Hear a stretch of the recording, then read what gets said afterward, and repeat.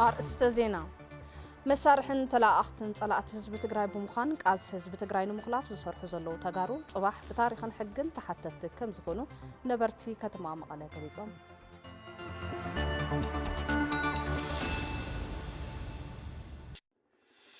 أم محدرا مريس الرئزلو قعزي أسرار حان مفتاح معرين مؤخل سرعات التحزام رداتا نخهلو بتخرت كم زسرح بيرو طغاء ما مريت تجري فليتو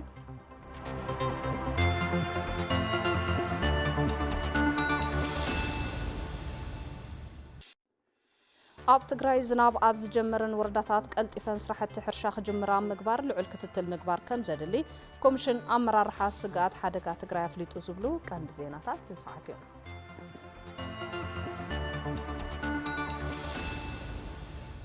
سلام دعنا هابلي كم يزنح خمس خبركم تملكتنا نعلة السوني لساعات حدا مشت زحزنا يوم زيناتات حيزنا قريبنا لنا زيناتات بمقراب أنا دوام قبل كده بمدى ملكة قوانقوا على مصاحي حقوس بسم الله سمو استوديو تلفزيون تقرأ مساهم كنت سنحنا ناخد كتاتولنا دما عدمنايو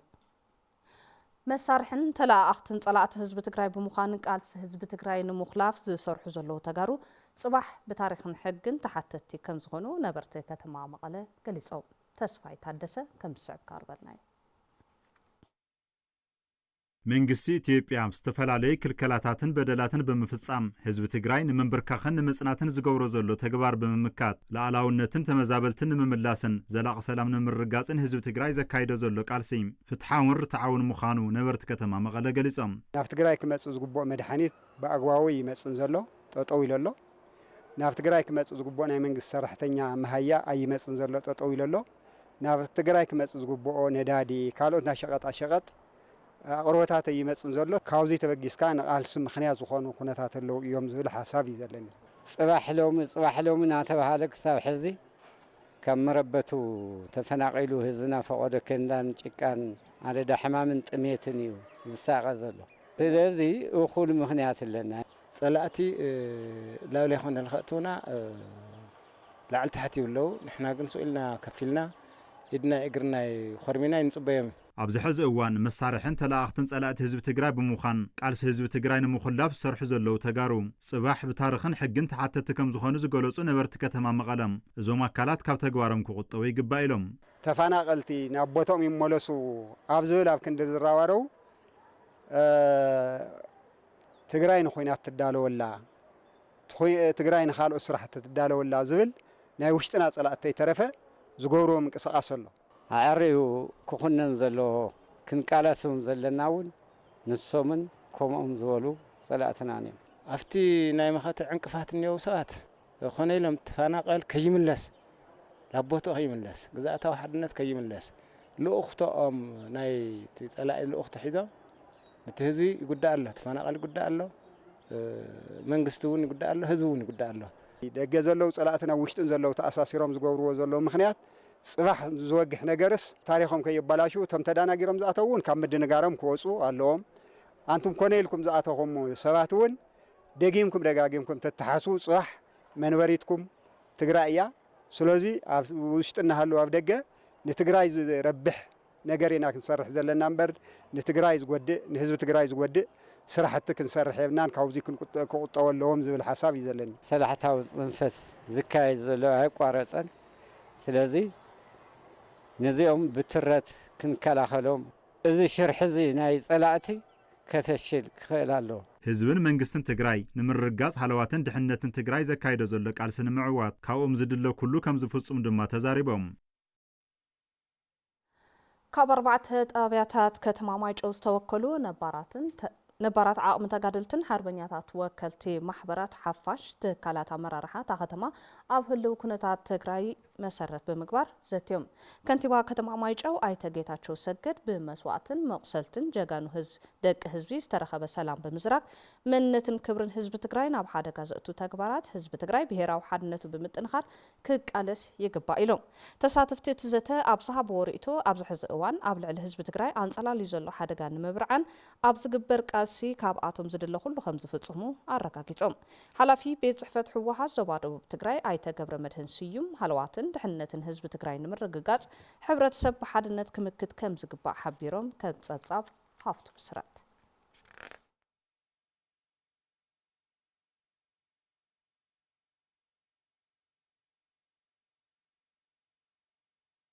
محدرا مريس زرق زلو قعزي أسرارحان مفتاح معروين مؤخلون سرعات تححزا مرداتا نخهلو بتخرد كم زسرح بيرو أطاقما مريت تقراي أفليتو اتبيرو نزز بلا بيت صحفت أطاقمان محدرا مريت كتما مقالة أبز السالتو مدرخ أفت أطما قم مدبات كل تشحن 10 منتن عامة مراتيو هايلو ميكائيل قسسة توسطها تصابق بناي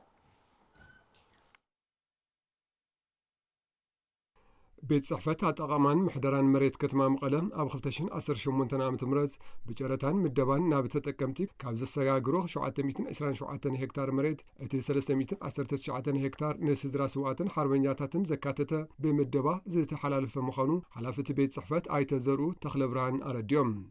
319 هكتار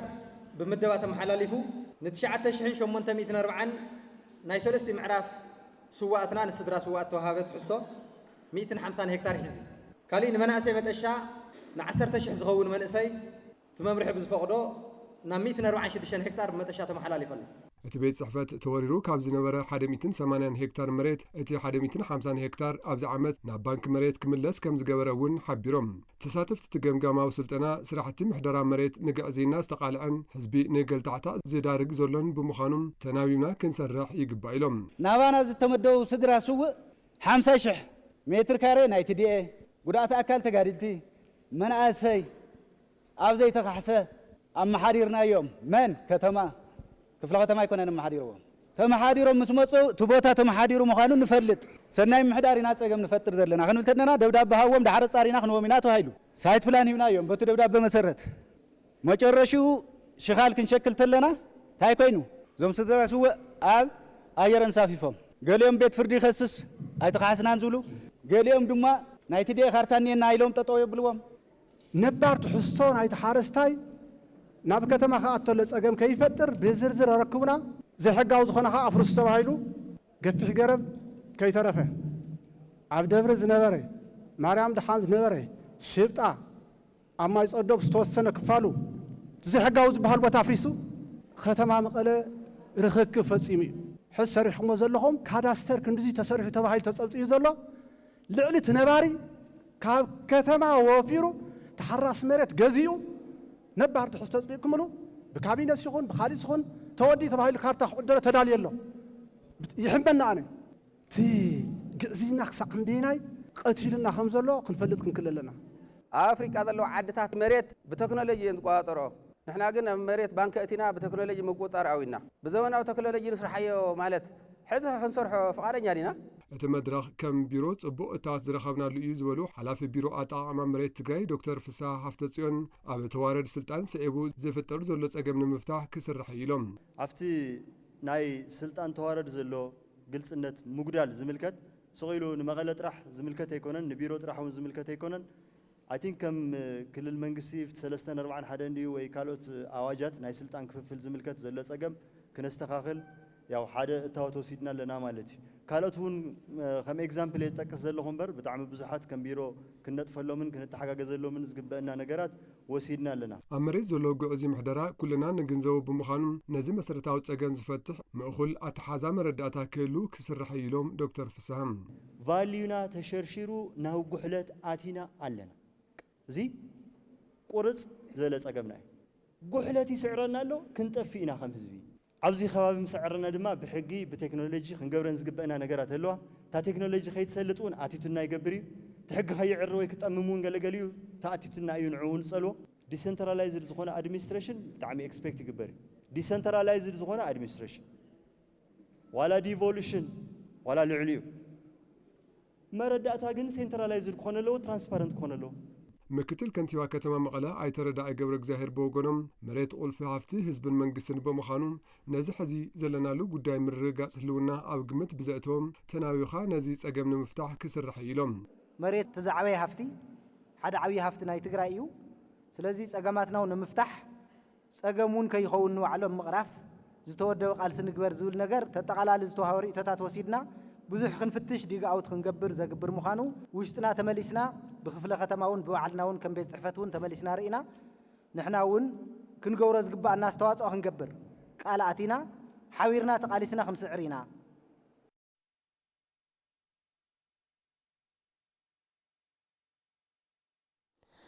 ካብ ሓምለ 1 ክሳብ 30 2018 ዓመተ ምህረት ምኽፋል ግብሪ ነጋዶ ደረጃለን መካሬትን ከም ዝጅመር በዓል መዚ ልምዓት እቶት ትግራይ ኣፍሊጡ ንኸፈልቲ ግብሪ ስሉጥን ፍትሓውን ግልጋሎት ምሃብ ምድላዋት ከም ዝተወገነ ድማ እቲ በዓል መዚ ሓቢሩ ንዝርዝሩ ገብረመድህን ተወልደ መድህን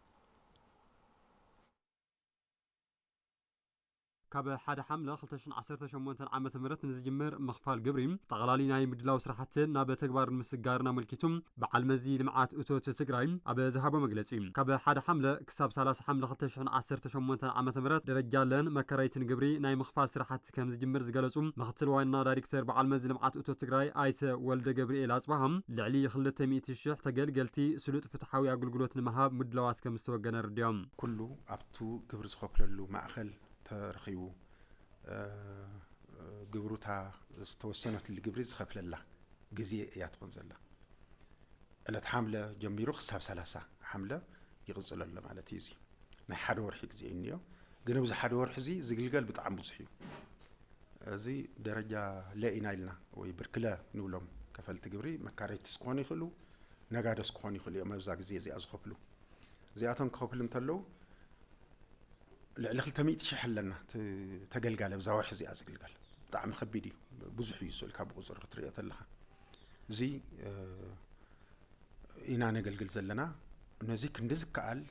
ትግልጋሎትና ምዕሩይ ክኸውን ዝገበርናዮ ፃዕርታት ኣሎ ነዚ ኣብ ግምት ውሽጢ ብምእታው ደረጃለን መካረይትን ግብሪ ኣብ ዝተተሓዘሎም እዋን ግብሮም ክኸፍሉ ከም ዝግባእ ዝገለጹ ኣይተ ወልደ ገብርኤል ፀገማትን ተጋጢሞም ድማ ብኣግባቡ ቅሬታ ብምቕራብ ከም ዝፍትሑ ሓቢሮም ሕዚ ትግልጋሎት ወሃብና ሓደ ማእኸል ኢና ብፍላይ ኣብቲ ሓምለ ወርሒ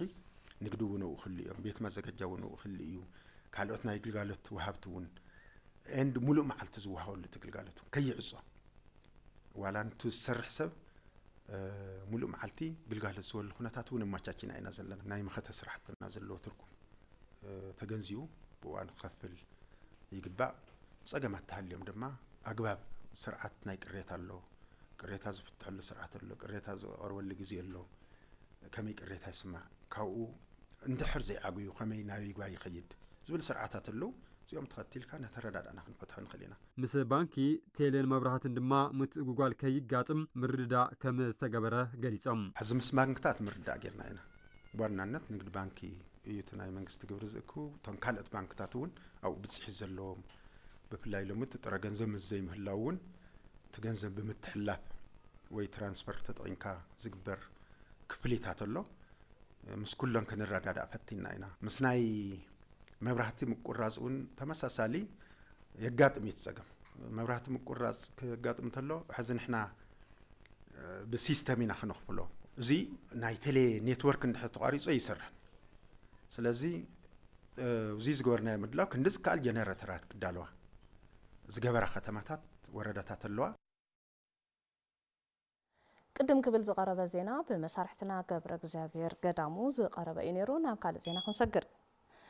ኣብ ትግራይ ዝናብ ኣብ ዝጀመረን ወረዳታት ቀልጢፈን ስራሕቲ ሕርሻ ክጅምራ ኣብ ምግባር ልዑል ክትትል ምግባር ከም ዘድሊ ኮሚሽን ኣመራርሓ ስጋት ሓደጋ ትግራይ ኣፍሊጡ እቲ ኮሚሽን ኣብ ዝቕፅሉ 10 መዓልትታት ኣብ ትግራይ ዝህሉ ሰሙናዊ ትንበያ ዝናብ ዕላው ገይሩሎ ኤፍሬም ረዳሃይን ተወሳኺ ፀብፃብ ክበና እዩ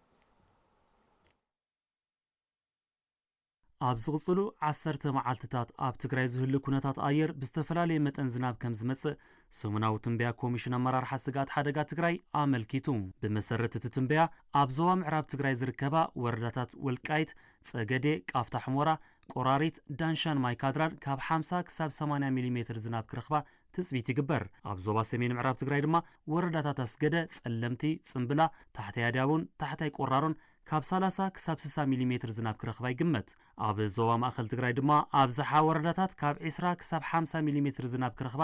ትጽቢት ዘሎ ኮይኑ ብፍላይ ወረዳታት ዓዴት ታሕታይ ማይጨውን ላዕላይ ማይጨውን ብተነጻጻሪ ዝሐሸ ዝናብ ክረኽባ እየን ወረዳታት ቆላ ተንቤን ጣንቋ ምላሽ ቀይሕ ተኽሊ ኣሕፈሮም እምባስኔቲ እንዳባጻሕማን እገላን ግና ትሕቲ 30 ሚሊ ሜትር ጥራይ ዝናብ ክረኽባ ከም ዝኽእላ ተሓቢሩ በአንጻሩ ኣብ ዞባታት ምብራቕ ደቡብ ምብራቕን ደቡብን ትግራይ ትሑት መጠን ዝናብ ክርከብ ትጽቢት ዝግበር ኮይኑ ኣብ ገለ ወረዳታት ድማ ትሕቲ 10 ሚሊ ሜትር ጥራይ ዝናብ ክወርድ ከም ዝኽእል ተሓቢሩ እዚ ድማ ኣብ ስራሕቲ ሕርሻን ኣቕርቦት ማይን ኣሉታዊ ጽልዋ ክህልዎ ከም ዝኽእል እቲ ኮሚሽን ኣጠንቂቑ ብፍላይ ዝናብ ኣብ ዝረኸባ ወረዳታት ትግራይ ሓረስቶት ኣዝርእቶም ብኣግኡ ክዘርኡ ኣገንዚቡ ሓረስቶት ዞባ ደቡብ ምብራቅ ትግራይ ዝነጠበት ማይ ናብ ግራውቶም ብምእላይ ብሕፅረት ዝናብ ንዝመጽእ ሓደጋ ድርቂ ክከላኸሉ ከም ዝግባእ ምምሕዳር እታ ዞባ ጸዊዑ ንጸብጻብ ሃይለ ስላሴ ገብረ ሚካኤል ገብረ መስቀል ኪሮስ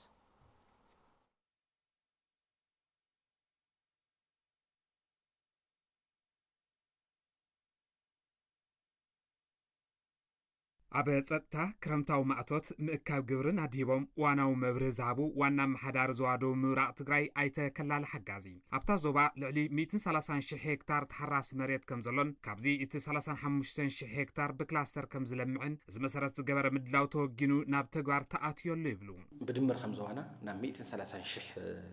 ሄክታር ተሓራሳይ መሬት ኣለና 5,000 ኣብ ክረምቲ መስኖ ዝለምዕ 125,000 ድማ ኣብ ሓይፎ بزرعت زلمة تحرسها مريت لنا كفت 135,000 هكتار ما تي 35,000 هكتار بكلاستر مفريت حرستوت بكم حاز لمعي صوت ناس عندها كلاستر أو شدش وردا 16 هكتار تنام مشلا كلاستر أو 3 وردا شوعت هكتار شوعت هكتار أو طاف كلاستر 3 وردا شوعت 100 هكتار إذا مسرت جيرنا أنا تلمنا منقصقص لنا نزي زدل تاوتات تدالي يزولو እቶም ዋና መሓዳሪ 2500 ኩንታል ምሩጽ ዘርኢ ተሓዊሱ ዘድሊ ቀረብ መዳበርያ ከም ዝተዓደለ ይዛረቡ መዳበርያ ጸገም ይብላን ከምዞ ናብ 136,600 ኩንታል ኣብ መኽዘን ኣለና ማለት እዩ ክሳብ ሕዚ ናብ ገባር ናብ 9,000 ኩንታል ናብ ገባር እትነና which is 6600 ያው ተስተረፈ 34 ሚእታው ድማ ኣብዛ ሕዚ ሶም እዚኣ ከሰራጨይ ማለት እዩ ناي مرض زرعون ناخذ 500 كنتال خبا مرض زرعي ونتعدل له لما عمت عبد تجراي حصرة زناب كم زقاتم تنبيهات ميترولوجين بيرو حرشان هفت تفطرون تجراي قلت جيرم يوم زولو وانا محدار زوادو مبراق عيتا كلال حقازين بمخانوون حرستاي تابز بلت ماي نابقراتو كعلي يسوعون ناي اللي نخنتات تاي مالتيو زنقعي زاتو عند استقرار سأيو قلتفوني كوتس سلسخل إذا قمت تو حرستينا كدالو ناي ماي مئلا سرحتي بصفحو كسرح بولك أون بحوارون تترخيون أو خاونا نزلوا مس سوحفتس قبرت سنة سخنا ناني داد حسرات ولا أكتوالي قلنا دادون تترخيو مس ناي أو خاونا نزلوا هارتات ماشيناتون اللونا زهونا زي حجوزنا صوص مسرت غيرنا بماشيناتون كي ترفع تنا ماي مئلا سرحتي بمانوال ويدما بعلنا نصرح نخل بقولوتنا وتنا ماي مئلا سرحتنا ون بزقات أمي خندالو قلنا قلني كرمتاو مأتوت حرشا عرسا مركوسان مرقات يسرح كمزولن مس كلو محبرساب ذاتا بمكياد ميجتات اتوت بمنصار كابا حمل حدا اتوت بمكاو كمز جمر اتوم وانا محداري حبيروم مسرتاوي ربحاتات تقراين مرقاقات عبز قبر قالسي بقدامنت كنسلفينا يلوم مناسيك فلكتما حدنت قبرمتن تولدمتن كم سعب كاربلنايو تግራይ ገጢሙዋ ዘሎ ኩሉ መዳኸል ከላን ዕጽዋን መጣሐስል እላውነት ህዝብን ግዛአተን ንምርጋጽ መንግስቲ ዝገበሮ ጻውዒት መኸተ ቅቡል ከም ዝኾነን ነተግባራውነቱ ከም ዝረባረቡን ነቴሌቪዥን ትግራይ ርእይቶም ዝሃቡ መናእሰይ ክፍለ ከተማ ሓድነት ይገልጹ መኸተና ጽቡቕ ይካየደሎ ዲፕሎማሲያዊ ዝኾነ ኣካይዳ ወይ ድማ ናይቲ መንእሰይ እምነት ሕዲርሉ ሕዚ ተመዛበልቲ ኣብ ምምላስ ኣብ ሓድነታዊ ግዛአትና ያው المملاس زجبر زول صارين صبوي منقص صعويت أقربي وردي تمازلتنا مملاس أو كندا أو بالسوشيال ميديا تري إلا خير أديتات بزوي صعوت بزوي يهدم لو يقاي لو يولع لو قر النفاس كم زيات يوم لازول وريتاتي نزهيم نزيم حد خوينا حد النت ناس تيمنا نقال سوبنا تقبلنا أو قال تقراوي خوينا كم تقراي اللي يحسب قالو سون لب غيرو أفتي جزاتها حدنتنا ويد ما أفتي جزاتها مريتنا كن ملسول نقل أو تنمكتلو دقافة يكونوا حدا يكونوا إن مين تبعنا أو شتو كنا بصحة أو تصبوا كيادو يخيد الحزي مسرتها ونقرات ما كلهم اللي كبهال الكال مالت ندادي اللي باجت لي اللي ምንም ዓይነት ስራሕ ልክንቀሳቀስ ይኽእል መሰረታዊ ነገር እዚኣቶም እዮም ነዳዲ እንድሕለየለ ኩሉ ዓይነት እንትን ክተግኒ ትኽእል ኣብ ህንዲ ነዳዲ ምምፃእ ህንዲ ባጀት ምስደድ ንሓደ ችግር ካብ ችግር ይናወለደል ከለሎ መሬትና ወይ ተመለሰለ እዝና እውን መረበት ክምለሰለ ግዛኣታዊ ሓድነትና መሬትና ዞባ ምዕራብ ኣይተመለሰን ህዝብና ተፈናቀል ኣብ ኬንዳ ዝተፈላለዩ ጀቕጀቃት ስደት ዘለ ማለት እዩ ህዝቢ ንስን ምላስ ምንቃለስ ኣለና አንጻር ህልውናን መኸተን ህዝቢ ትግራይ ዝሰርሑ ዘለው ተጋሩ ካብ ጌግኦም ክእረሙ እቶም መናእሰይ ይገንዝቡ ኣዴታትዮ ኣብ ማዕስከራት ንሪኢ እንተለና ኣምሓደር ክንብል ከያንስ ቅድሚ እግዚኣብሔር መስገን ነብዓት ዝቕድመን ኣዴታት ከም ዘለዋ ፍሉጥ እዩ እነዚአን ዘይሓስብ ትግራዋይ ተልዩ ወረዲ ህዝቡ ስሕተት ክእርም ኣለዎ ኣብዚ ሓድነትና ስጢምና ከም መንእሰይ ክንምክቶ እዩ ዝግበአና ሓፈሻ ተፈናቀል ይኹን ዋላት ኣብዚ ነባሪ ዓዲ ይኹን ኩሉ ችግር እዩ ኸ ሰዓት ምክንያቱ ኩሉ ፀልሚትዎ በቃ ምንም ዓይነት ስራሕ ክሰርሕ ይኽእል ኣሎ መንግስትና ድሕሪ 2012 ዓመተ ምህረት ኣብ ቃልሲ ይጸንሕ ሽካ ኣብዚ ብማእኸላይ መንግስትና ተባሃለ ናተታለለ ጸኒሐ እዩ ሽግል መንግስቲ ትኩረት ገይሩ ተርእይዎ ከም መንግስትን ከም ህዝብን ንህዝብ ዝጠቅም ስራሕ ይሰርሕ ኣሎ ተናማ ሒዝዎ ኣሎ ነዚ ዝኽልፉ ኣለው ዘይተረድኦም ወይ ብኸብዶም ዝተታለሉ እዚ ናይ መንግስቲ ኢልዎ ዘለ ናይ መኸተ ትኽክል እዩ ዘለና ኩላና ከም ትግራይ መጠን መኪና ንቃልስ ኣለና ናይ ህልውና ናይ መሬትና ምምላስ ናይ መንነትና ናይ ምርጋፅ ስለ ዝኾነ ግድን ንቃልስ ኣለና ዝኾነ ይኹም ትግራይ ዝል ተመዛበልትን ልዕላዊ ግዝኣትን ትግራይ ክሳብ ዝረጋገጽ ሓድነቶም ኣስጢሞም ከም ዝቃለሱ ድማ እቶም መናእሰይ ገሊጾም ኣብቲ ልሉ ናይ ትግራይ ቃልሲ ዓንቀፍቲ ዝኾኑ ብሕግን ብታሪክን ተሓተቲ ምዃኖም ክፈልጡ ኣለዎ ስልካ ኣብ ሸገር ኮንካ ኣብ ኣዲስ ኣበባ ኮንካ ናይ ጸላእቲ ፖለቲካ ምክያድ ምውፋድ ኣብ ታሪክ ሕማቕ ጽሑፍ ክትጽሕፍ ምጽዓሪ ኣነ ተገለለየ ብክብሪ ናብቲ መጽአ ሕዚ እውን ጻውዒት ገይርልና ተመሊስ ኣለኹ ኣብታ ከድሚያ ዝኽእል ተመዲብ ኣለኹ ከይደ ምን ኣብታ ቃልሲ ሳፍቲ መስመር ስየ ዘለኹ ኣብ ቃልሲ እየ ዘለኹ ንትግራይ ንህዝቢ ትግራይና ግን ክንስዋዕ ውፍያት ኢና ንሕና ንህዝበይ ናይ ዓደይ መሬተይ ንዞባ ምዕራብ ዝተፈላለዩ ጸላእቲ ተታሒዘለ መሬት ንምልስ ድልዋትና ዓደይ በቃ ዞባ ምዕራብ ኣነ ሓራ ሃውፅእ ድልው በቃ ዝኾነ ይኹን መንእሰይ ድልው ኮይኑ ዓዱ ቃልስ ኣለዎ ዓደት ገይሩ ማለት እዩ ህዝብና እውን ናብ መረበት ስለዘይተመለሰ እናስ ካብ ዝምለስ መስመርና ጥዕና ንመክት ኢና ታሪክ ህዝቢ ትግራይ ዘይኮነን ታሪክ ህዝቢ ትግራይ ማለት ያው ሓድነትና እስጢምና ሓድነታዊ እቲ ግዛእታዊ መሬትና ንምልሰሉ መንገዲ ተፈናቀልና ላቦትኡ ክምልሰሉ ልኽእል መንገዲ ደገፍቲ ክኾን ኣለዎ ተፈናቀለ የተመለሰን ዝብሉ ሕተታት ኣለዉ መን ክምልሶ ንሕና ኢና ክንምልሶ ዘለና ብፍላይ መንእሰይ ሓድነቱ ኣጠናኺሩ ኣብ መኸተ ክወፍር ክስለፍ እዩ ዘለዎ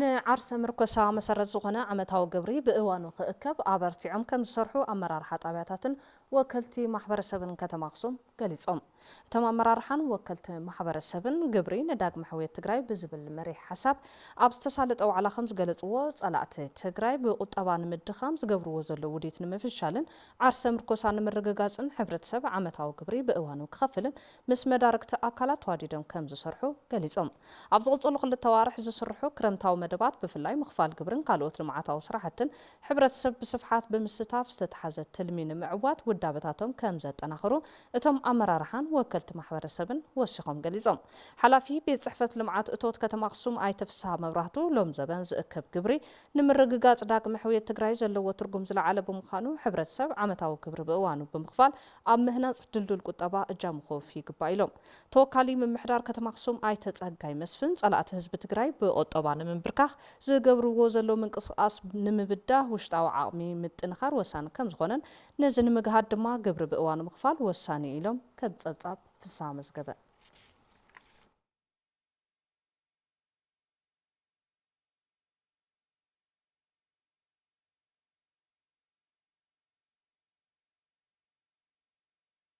ዓለም ለኸ ባንክ አንበሳን ባንክ ወጋገንን ሰራሕተኛታት ቤት ማዘጋጃ እቶት ከተማ መቐለ ደንብ ክዳን ሓጊዞም እቲ ብልዕሊ 400,000 ብር ዝተዓደገ ደንብ ክዳን ሓገዝ ከም ዝተገበረ ዝገለጹ ዳይሬክተር ባንክ አንበሳ ሪጅን ግዕዝ ኣይተ ኣክሊሉ ገብረ ገርግስን ዳይሬክተር ቤት ጽሕፈት ባንክ ወጋገን ዲስትሪክት መቐለ ኣይተ ዮሃንስ ኣሰፋን ሰደርያን ሸሚዝን ዘካተተ ምዃኑ ገሊጾም እቲ ሓገዝ ሰራሕተኛታት ስሉጥን ጽፉፍን ግልጋሎት ንኽህቡ ሓጋዛይ ምዃኑ ዝገለጹ ሓላፊ ቤት ማዘጋጃ እቶት ከተማ መቐለ ኣይተ ሙልጌታ ገብረ ኢየሱስ እቶም ባንክታት ኣብ ምዝማን ኣብያተ ማዘጋጃ ዝገብርዎ ዘለዉ ምንቅስቓስ ዝነኣድ ምዃኑ ሓቢሮም እቲ ቤት ማዘጋጃ ኣብ ዓመታዊ ግብሪ 2018-19 ዓመተ ምህረት ልዕሊ 5.5 ቢልዮን ብር ንምእካብ ትልሚ ከም ዝሓዘ ዝገለጹ ኣይተ ሙልጌታ ተገልጋላይ ስልጡን ጽፉፍን ግልጋሎት ክረክብ መስ ባንክታት ኣንበሳን ወጋገንን ሓቢሮም ከም ዝሰርሑ ድማ ገሊጾም